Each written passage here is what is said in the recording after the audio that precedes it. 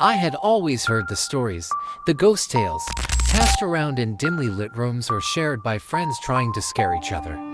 I never thought one of those stories would ever become my own. Yet, here I am, telling you about the night I picked up a hitchhiker.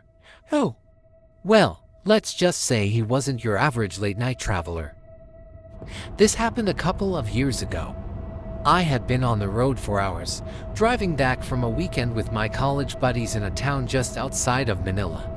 I'm a night owl, so driving late doesn't bother me much, but there was something about that night. The road felt off, like the air was thicker, and the silence seemed to press against the windows of my car. But I shook it off as nerves and cranked up the radio, trying to find a station that didn't sound like it was broadcasting from the 1940s. After a while, the radio cut out entirely. No static, just silence. I hit it a few times, swore a little, but nothing happened. That's when I saw him. Standing by the side of the road was a guy wearing an old ragged hoodie, one arm sticking out as he tried to flag me down. His face was hidden in shadows, but I thought, what kind of person would be out here, in the middle of nowhere, at this hour?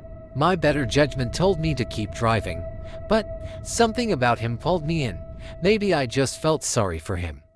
So, like an idiot in every horror movie, I slowed down and rolled down the window. "Hey man, you need a lift," I called out. He nodded, didn't say a word, and just opened the door, sliding in.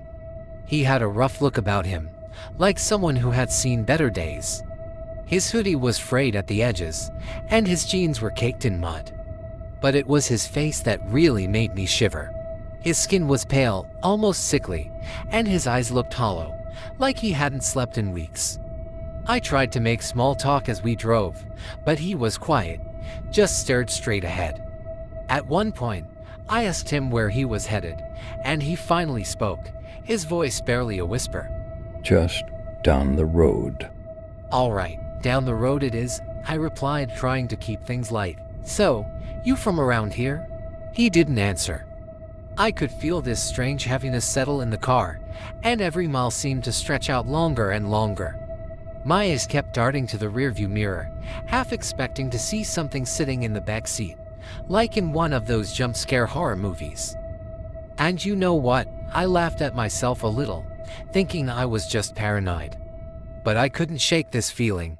Then, out of nowhere, he asked, "Why did you stop?" You looked like you needed a ride," I said, feeling uncomfortable. "No." He whispered, staring at me with those hollow eyes. "Why did you stop for me?" His voice gave me chills, but I tried to laugh it off. "I guess I'm just a nice guy," I said, throwing him a forced smile. Or maybe just an idiot, right? He didn't laugh, just kept staring.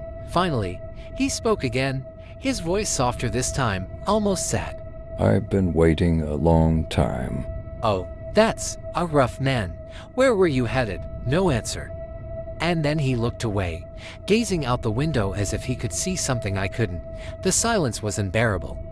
I couldn't take it anymore, so I made a joke. "So, what? Did you lose a bet and have to wear that hoodie for eternity?" I tried to chuckle, but it died out as soon as I saw his face. He didn't react at all, just sat there with that same haunting expression. Then I noticed his hands. They were dirty and scarred, like he'd been digging in the dirt. And something inside me, I don't know, instinct maybe, screamed at me to get away. But I was trapped in my own car with this guy, on an empty road with no turnoffs for miles. Finally, we came to a crossroads, a literal crossroads. Two narrow roads stretched out into the night, each disappearing into darkness. And he turned to me, his eyes dark and empty. "This is my stop," he whispered, his hand reaching for the door. Relief washed over me.